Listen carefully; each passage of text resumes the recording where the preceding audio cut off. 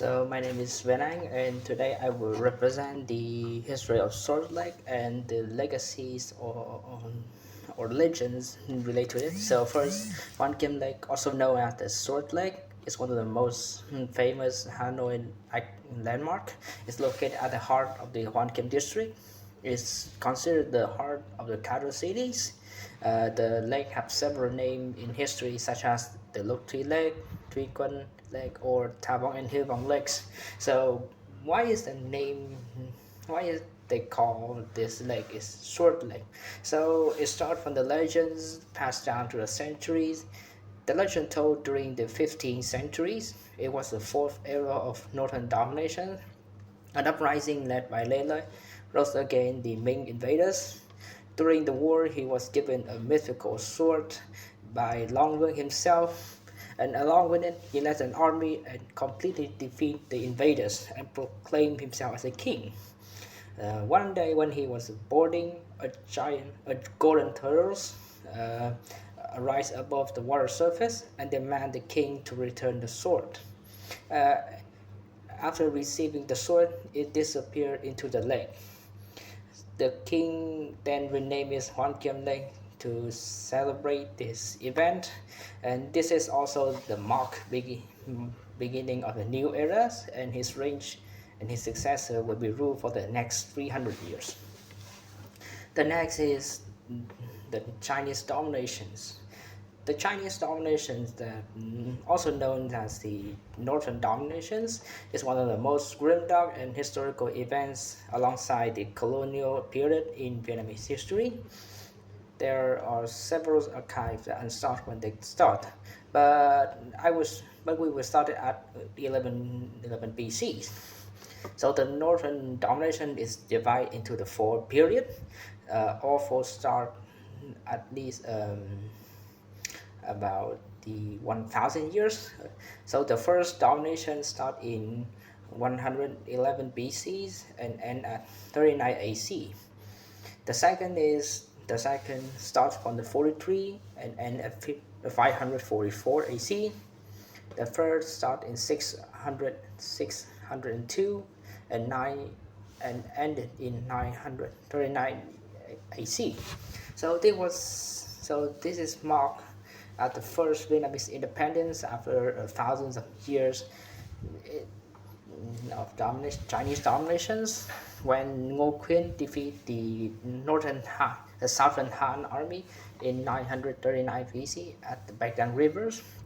The fourth nominations start in 400, 400,007 and ended in 1427.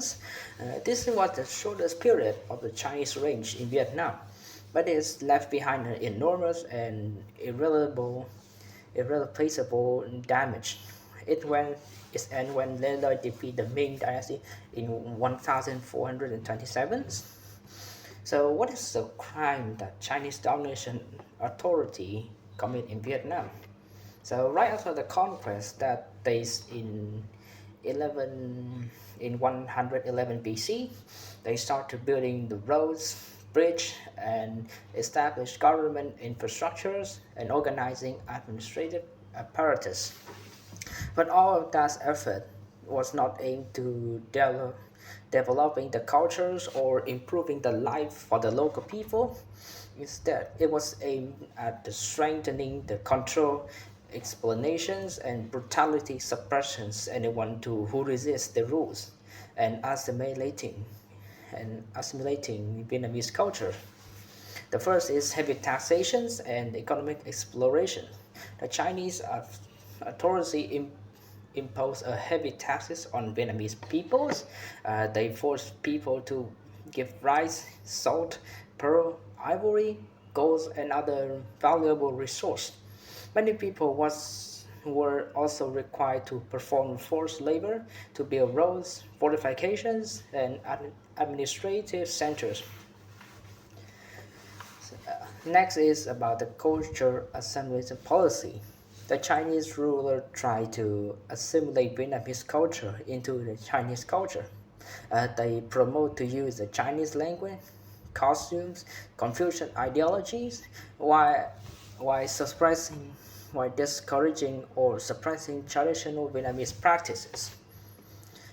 Vietnam also they also political representative represents repressions. Many Vietnamese leaders and local nobles who resist the Chinese rules will be arrested, punished, and executed.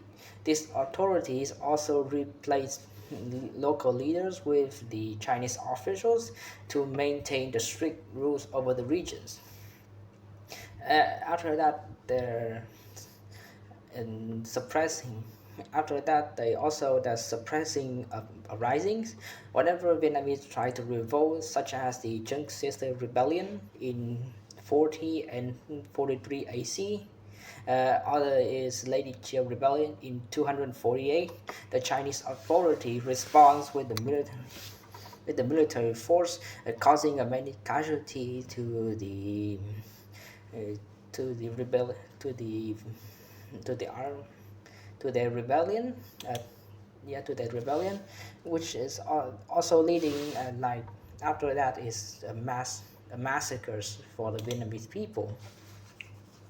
So after that, we continue back to the lake, and this time we will we will discover the meaning of each name.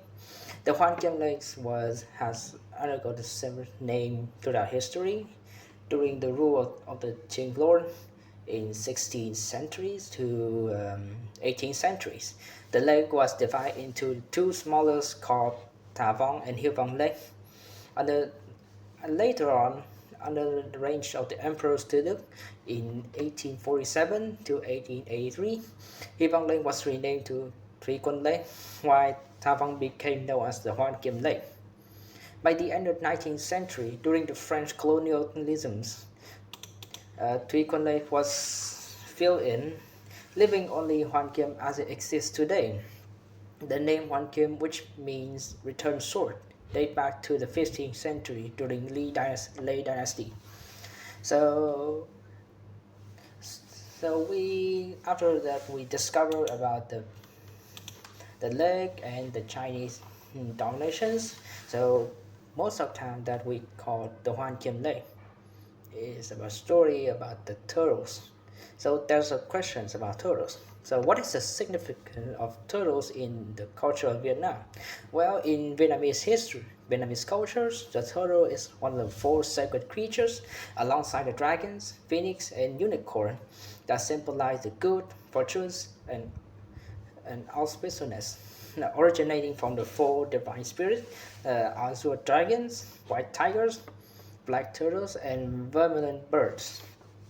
So they were created by the ancients, uh, created by the ancient people from the fourth direction of skies, represent to the four main elements of the universe. Is water, fire, earth, and winds. According to the folklore, each deity guard is seven of the 28 constellations in ancient astronomy. The imagery of the four sacred animals is commonly featured in Vietnamese architecture art, appearing in the capital temples, the pagodas, and even ordinary house. So the deceptions of reflect to strong presence of these four mythical creatures in Vietnamese culture belief. Subject carved with the four sacred animals are particularly changing and complex to reduce because they must include all four figures with a limited space. Uh, in addition, the intricate details of each creature require highly precise carving techniques, making the production of mass process time consuming and increasing the value of the finished price. So we talk about the turtles, and this time we talk about its characteristic, the Hogan turtles. So the turtle are the Hogum turtles are one of the most biggest turtles that once lived in Hogum Lake. Well, they are the really rare giant soft shell turtle species known as Rafestus swimhoe. Currently, the Hogum turtles is exceptionally rare species, lists in the World Red List as a critical endangered with a very high risk of extinctions. So, in the after discovers uh, the Huanqian Lake turtles, according to the Associated Professor had had in 2011, there are four individual species of the turtles are found between 1969 and the last individual died in 2016. There was no further report of this turtle appearance. So the first individual died on July 2nd, 1967, and the remains are preserved in the Ngọc temples, which is when you visit the temples, you will see it. One specimen remained to keep at the Hưng Kỳ Pagoda at Hoàng Mai district, has now transferred to Hanoi Museum. The third was killed in 1962 and 1963 when it crawled into the Jiling Flower Garden. Was now the place that is now the place the Li Taito statues after the heavy rain by the local people. And the fourth is the last individuals which died on January 19, 2016. That was the last turtles. So we talk about the turtles and another iconic such as the Ngọc Sơn temples and Pan vessels, but also that there have another architectures is the turtle towers. This was the small building in the middle of the lake built by Nguyễn Hiếu Kim in 1886. Therefore, this tower originally called the Tower of the Wealthy King because it was really rich during that time. And this is was to used to be used as the tomb for his fathers. So during the French colonial government was erected at the top of the building replicas of the Statue of Liberty. So the tower curved the roof, preserved the traditional Vietnamese architecture styles, but is incorporated with a European style element, especially with that of French architecture, with two tight Gothic arch doors at the base. The tower has four-story and rectangular layouts. Is situated atop at the amount of ground that is roughly 350 square meters inside. As one approaches top level, the bottom levels gradually get narrower. There were three arched doors on both the east and west sides. There are 2-point arched doors on both the north and south sides. Railing around the upper two levels, a 5-point star sit atop four curved eaves that reach other tower centers. So we have to talk about that the colonial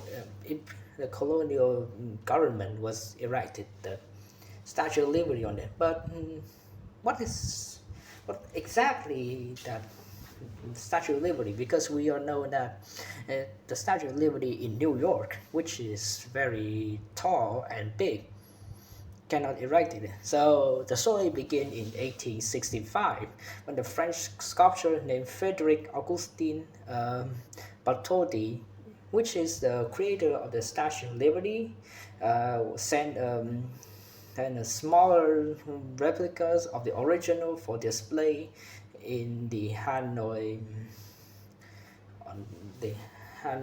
gallery. Yeah, the gallery. So at the end of the exhibitions, the statue was donated to Hanoi. So in 1891, the colonial government places on the top of the turtles, but it's showing a lot of but the people doesn't love it. Doesn't love it too much.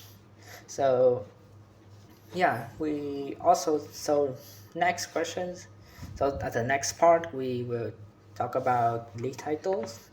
Uh, Lee Title, whose name was Lee Kong-won, born in 974 from Kotab district in Bắc Ninh province, is a founder of the Lee dynasty.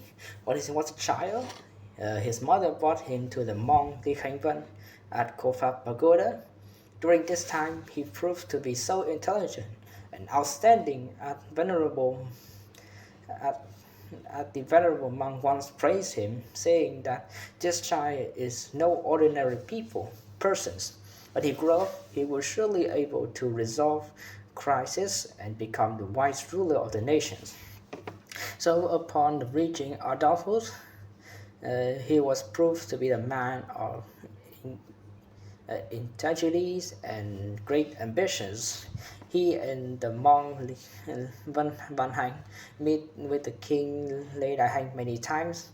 To this encounter, the king recognized him as a talent and promoted him to the high positions, and even offering him his princess in marriage. In 105, in 1005, King Lê Đại Hành passed away. He was succeeded by his first son, Lê Long Viết, who reigned for only 3 days before being assassinated by his other brothers. After seizing the throne from his younger brother, Lê Long Đinh gradually became departures and departed. After a short fall range, Lê Long Đinh died at the age of 24. The royal court fell into the state of anarchy, as no one was capable to leading the nations. After much deliberations, the court decided to choose Lee Kong-won, the son-in-law of the king Lê Đại Hành, as a new king. He ascended to the throne as establishing the Lee dynasty. So his contributions play a very important roles in Vietnamese history.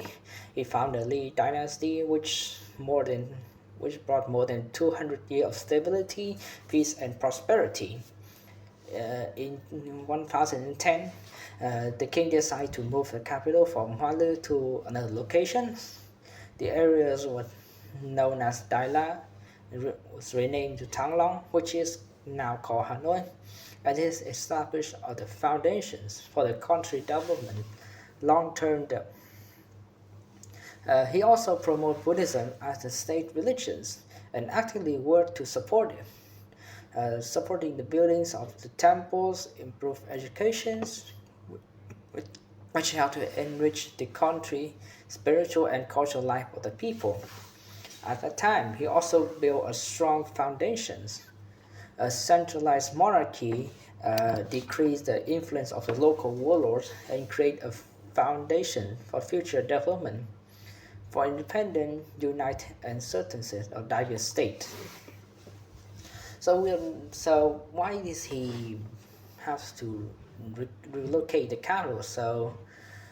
For many years that Hoa Lư has served as a capital of the Ding and early Lee dynasty. The capital was surrounded by mountains, which made it favorable for defense and protections against invasions. However, it also had a major weakness. It was too far for the important economic centers. As a result, the travels, the circulation of goods, and transmission of information to other regions was extremely difficult and time-consuming. Moreover, the established a capital in such a location reflected a defensive stances and the fears of foreign invasions. Therefore, he decided to relocate to Đài La to early demonstrate his visions and determined to build a strong, prosperous, and flourishing nation. According to the history books, that when the king arrived at Đài La, he witnessed a golden dragon ascending into the skies, which regarded as the sacred sign from the heaven. Because of this, he decided to rename the new capital to Thăng Long, which means the rising dragon, symbolizing the prosperity, peace, and promising the future for the nations. So so throughout the Vietnamese histories, there are the countless names that left behind indelible mark on the flow of the nation, history and culture. The name Thăng Long that we represent in the previous uh, is just another name for the Vietnamese capitals.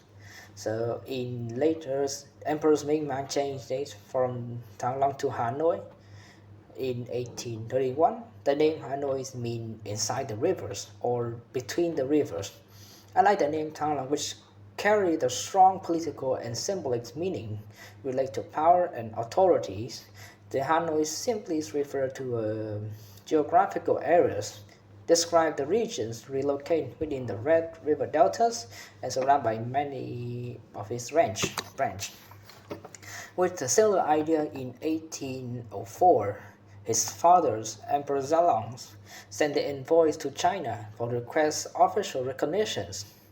He also decided to changing the country name from Dai Viet, which means the Greater Viet, a name that been associated with the nation for more than 723 years, to Nam Viet. However, the Queen Court did not accept this name due to historical and political concern.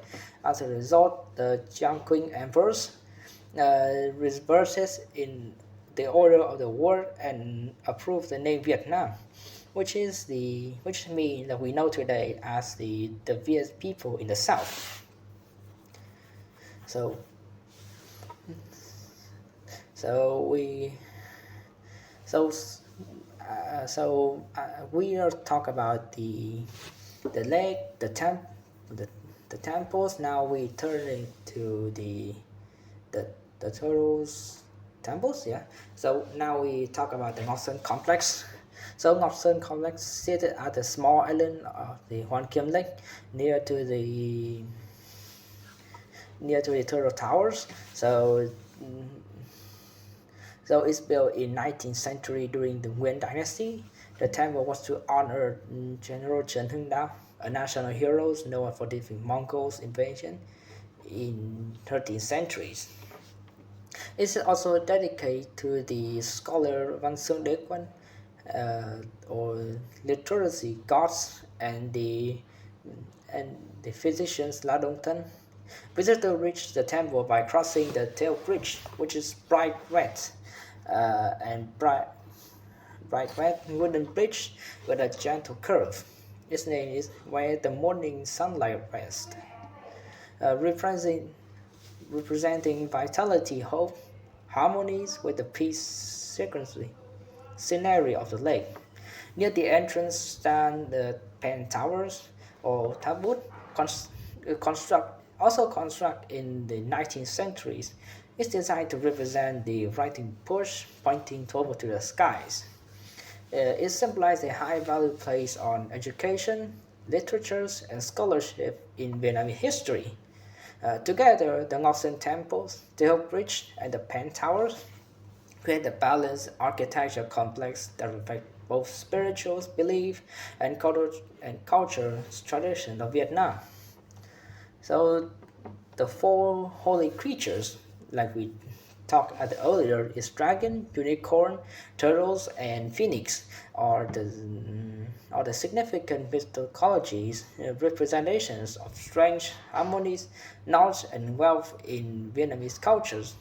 These animals, which present both spiritual belief and cultural value, are commonly found in traditional architecture, temples, royal palaces, and decorative arts. The dragon, so first is a dragon, is regarded as a potent and revered animals. It presents divine protection, power, prosperity, and imperial authorities. The dragon is also connected to the waters and rainfall in Vietnamese cultures, both of which are vital to the country agriculture and prosperity. Uh, the other is Kỳ Lân, or the unicorn, it's also simplified the prosperity and benevolence and harmony. It is thought to be the only manifest when there is peace and sound administrations. In order to keep the evil spirit away from the holy sites such as the temples, pagodas, and other significant structures.